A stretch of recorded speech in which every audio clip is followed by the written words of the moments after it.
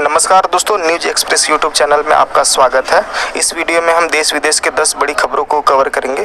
तो अगर आप इस चैनल पर नए हैं तो चैनल को सब्सक्राइब और बेल आइकन को प्रेस कर लें ताकि आने वाले वीडियोस की नोटिफिकेशन आपको मिल जाए। चलिए बढ़ते हैं पहली खबर की तरफ। हवा में उड़ते नहर में गिरी कार, 5 की मौत। औरंगाबाद में बारातियों की गाड़ी पुल की दीवार तोड़कर 25 फीट नीचे गिरी। औरंगाबाद में बारातियों से भरी गाड़ी नहर में गिर गई। हादसे में 5 लोगों की मौत हो गई है जबकि 2 लोग घायल हैं। आसपास के मौजूदा लोगों ने बताया कि कार जैसे ही पुल पर पहुंची वो अनियंत्रित हो चुकी थी। कार ने पुल की दीवार को तोड़ दिया और हवा में उड़ते हुए 25 फीट नीचे नहर में जा गिरी। हादसा रविवार सुबह नबीनगर जपला मुख पर हुसैनाबाद थाना क्षेत्र के अकौनी गाँव में हुआ। कार में सवार 5 लोगों की मौके पर मौत हो गई जबकि 2 लोग की हालत गंभीर बनी हुई है। उन्हें बेहतर इलाज के लिए उत्तर प्रदेश के वाराणसी भेजा गया। मृतकों के सारे लोग झारखंड के छतरपुर थाना क्षेत्र के रहने वाले। छतरपुर में ही बारात औरंगाबाद के नबीनगर से आई थी। मृतकों में छतरपुर के खतीन निवासी सुनील कुमार के पुत्र रंजीत कुमार, खजूरी निवासी चंदीप राम के पुत्र अभय कुमार शर्मा के, उपेंद्र चंद्रवंशी के पुत्र अक्षय कुमार, छतरपुर में प्रदीप गुप्ता के पुत्र शुभम कुमार और संजय चंद्रवंशी के पुत्र बबलू कुमार शामिल हैं। स्थानीय लोगों के अनुसार बिहार के नबीनगर के दीघा गांव में बारात शामिल होने के बाद सारे लोग एक कार में लौट रहे थे। रविवार के तक के करीब 4 बजे के आसपास नबीनगर जपला मुख्य पथ पर हुसैनाबाद थाना क्षेत्र के अकौनी गांव में कार अनियंत्रित होकर पास के नहर में पलट गई।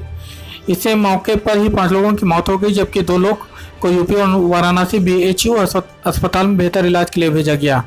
घटना के बाद अकौनी गांव के लोगों ने किसी तरह वाहन में फंसे मृतकों को बाहर निकाला, वहीं घायलों के इलाज के लिए भेजा। इस घटना के बाद से छतरपुर, खाटिन और सड़मा इलाके में शोक की लहर और परिजनों में रो रोकर बुरा हाल है। चलिए बढ़ते हैं दूसरी खबर की तरफ। पूजा सिंघल के बाद माइनिंग डिपार्टमेंट के अधिकारी रडार पर। ईडी ने 3 जिला खनन पदाधिकारियों को पूछताछ के लिए बुलाया। मनरेगा घोटाले और मनी लॉन्ड्रिंग के मामले में ईडी की गिरफ्त में आई IAS पूजा सिंघल के बाद अब उनसे जुड़े पूर्ववर्ती विभागों के अधिकारी एजेंसी की रडार पर है। ईडी ने पूजा सिंघल और उनके CA सुमन सिंह ने पूछताछ के बाद माइनिंग डिपार्टमेंट के अधिकारियों को समन भेजा है। सूत्रों से मिली जानकारी के अनुसार राज्य के 3 जिला खनन पदाधिकारियों को ईडी ने पूछताछ के लिए अपने कार्य में बुलाया।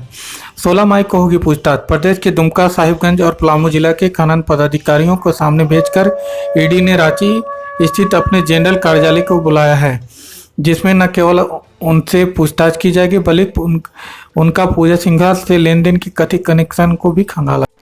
चलिए बढ़ते हैं तीसरी खबर की तरफ। झारखंड पंचायत चुनाव पहले चरण की वोटिंग खत्म। 21 जिले के 72 प्रखंड में हुआ मतदान। प्रदेश में हुआ पंचायत चुनाव के पहले चरण में 21 जिले के 72 प्रखंड में मतदान संपन्न हुआ। वोटिंग सुबह 7 बजे शुरू हुई जो अपराह्न 3 बजे तक चली। कुल 1127 पंचायतों में पहले चरण की वोटिंग शांतिपूर्ण हुई। इस दौरान मतदाताओं में काफ़ी उत्साह देखा गया। दरअसल पहले चरण के पंचायत चुनाव में कुल मतदाताओं की संख्या 92,22,815 जबकि विभिन्न पदों के लिए 30,221 प्रत्याशी चुनाव में हैं। अब तक प्राप्त आंकड़ों के अनुसार साहिबगंज के 3 प्रखंड में वोटिंग हुई। दोपहर के 3 बजे तक जिले के बड़हड़वा प्रखंड में 71% अधिक मतदान हुआ। वहीं रामगढ़ जिले के 3 प्रखंड में भी चुनाव संपन्न हुआ। चलिए बढ़ते हैं चौथी खबर की तरफ। काली कमाई से बनाया पति के पल्स हॉस्पिटल। IAS पूजा के साम्राज्य पर एड की नजर। मनरेगा घोटाले से हॉस्पिटल तक पहुंचे जांच का दायरा। झारखंड की सीनियर IAS पूजा सिंघल के कई काले कारनामों की जानकारी एड के हाथ लगी है। मनरेगा घोटाले की पूछताछ से शुरू हुई जांच की प्रतिक्रिया पूजा सिंघल के पति अभिषेक झा के पल्स हॉस्पिटल की तरफ शिफ्ट हो गई है। सूत्रों के माने तो पूजा की पूछताछ के क्रम में कई हैरान करने वाले फैक्ट सामने आए। इसके अलावा भी पूजा के पति के इस हॉस्पिटल में कई झोल हैं जिसकी जानकारी हम आपको यहाँ दे रहे हैं। इस दौरान कई डॉक्यूमेंट भी जब्त किए गए हैं। एड इसे अगले सप्ताह झारखंड हाईकोर्ट के समक्ष पेश करेगी। ऐसा माना जा रहा है कि पूजा सिंघल की सारी काली कमाई पति के पल्स हॉस्पिटल को तैयार करने में खपाया गया है। इसके लिए जमीन खरीदने से लेकर बिल्डिंग बनाने और मशीन की खरीदारी तक में 80-90 करोड़ रुपए खर्च किए गए हैं।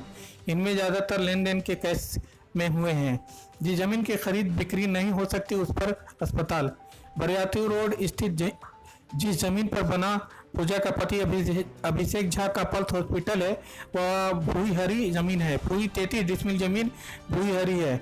इसकी खरीद बिक्री नहीं हो सकती। इसके बावजूद नगर निगम ने इस पर हॉस्पिटल का नक्शा पास कर दिया, वो भी बिना म्यूटेशन।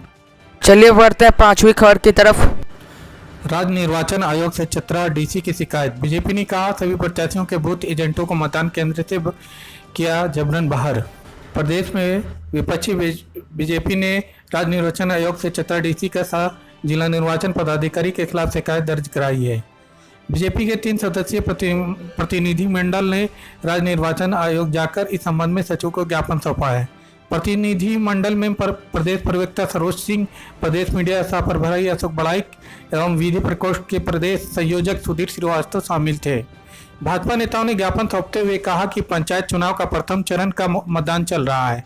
इसी क्रम में चतरा डीसी सह जिला निर्वाचन पदाधिकारी द्वारा कुछ खास मतदान केंद्रों का निरीक्षण किया जा रहा था।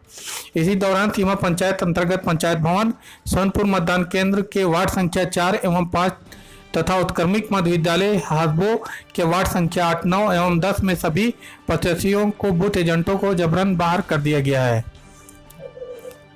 भाजपा नेताओं ने कहा कि लोकतंत्र एवं पंचायत नियमावली के तहत प्रत्याशी हर बूथ पर अपने 2 एजेंट मतदान केंद्र के अंदर और बाहर रख सकते हैं।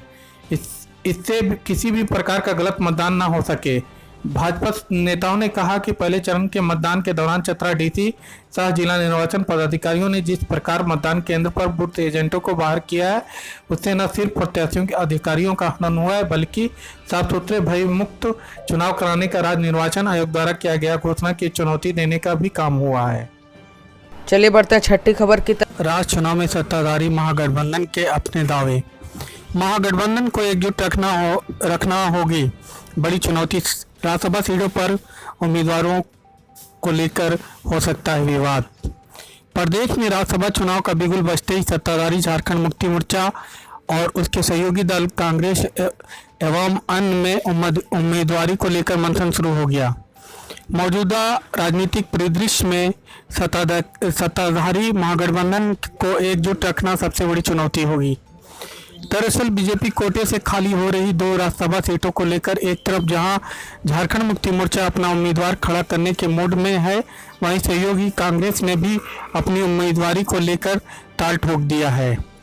कुछ इस प्रकार हैं आंकड़ों पर गौर करें तो अकेले झारखंड मुक्ति मोर्चा के पास 30 विधायक हैं, जो एक राज्यसभा सदस्य की उच्च सदन तक पहुँचाने के लिए पर्याप्त हैं। वहीं दूसरी तरफ 17 विधायकों के साथ कांग्रेस भी जोर आजमाइश कर रही है। झारखंड प्रदेश कांग्रेस कमेटी के प्रभारी अविनाश पांडे ने स्पष्ट रूप से कहा कि इस बार कांग्रेस के उम्मीदवार को महागठबंधन का समर्थन मिलना चाहिए।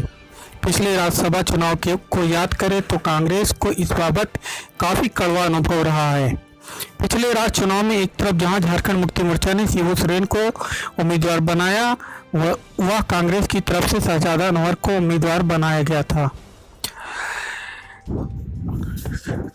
संख्या बल के अभाव में कांग्रेस उम्मीदवार को हार का मुंह देखना पड़ा और बीजेपी के मौजूद प्रदेश अध्यक्ष दीपक प्रकाश दूसरी सीट पर विजयी हुए। चलिए बढ़ते हैं 7वीं खबर की तरफ। जमशेदपुर में महिला की गला काटकर हत्या।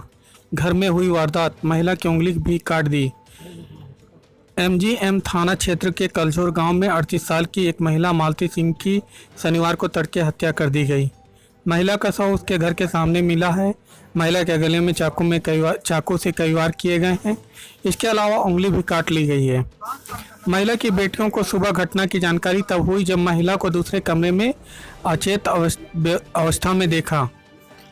1, 2, 3 ग्रामीण जुटे और घटना की सूचना पुलिस को दी गई।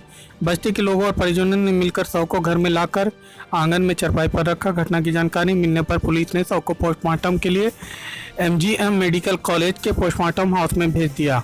महिला मालती सिंह की 2 बेटी और एक बेटा है। उनका बेटा राहुल सिंह 8 साल का है, जो पटमदा के धुचका में अपने मामा के घर गया हुआ है।